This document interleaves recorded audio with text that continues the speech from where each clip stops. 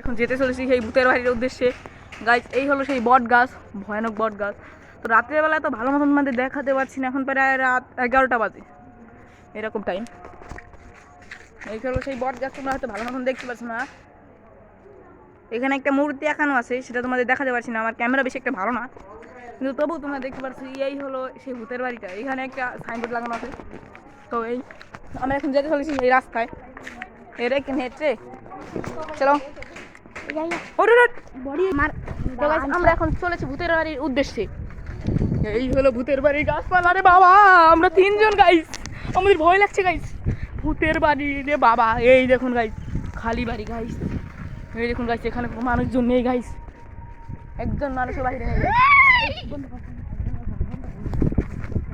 দেখতেই পারছেন গাইস, কোনো মানুষজন নাই গাইস, আমার ভয় লাগছে গাইস। এই দেখুন গাইস, এই বাড়িতে শুধু লাইটই জ্বলে রাত ভরে। ওরে বাবা রে গাইস, ওই দেখুন কত বড় বাড়ি রে বাবা।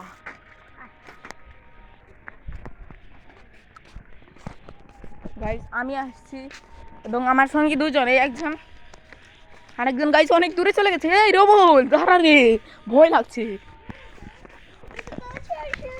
গাইস। এই হলো আমরা 3 জন, এই একজন গাইস আমাদের অনেক ভয় লাগছে গাইস। এই আমি তাড়াতাড়ি যেতে হবে গাইস। দেখো গাইস, ওটা কি চলছে রে বাবা, ওরে বাবা রে, দৌড় মার গাইস, ওখানে লাইট জ্বলছে গাইস। গাইস, তোমরা যতক্ষণ ভালো থাকো, আমরা ভূতের বাড়ি গিয়ে তোমাদের কথা জানাচ্ছি। বাই গাইস, এটা আমাদের এলাকার ঘাস বাড়ি রে বাবা। ও মা রে, ও বাবা রে, দেখতে পাচ্ছ গাইস কত ভয়ানক রাস্তা রে বাবা। ওরে মা, কি জলদি যাচ্ছি আমরা।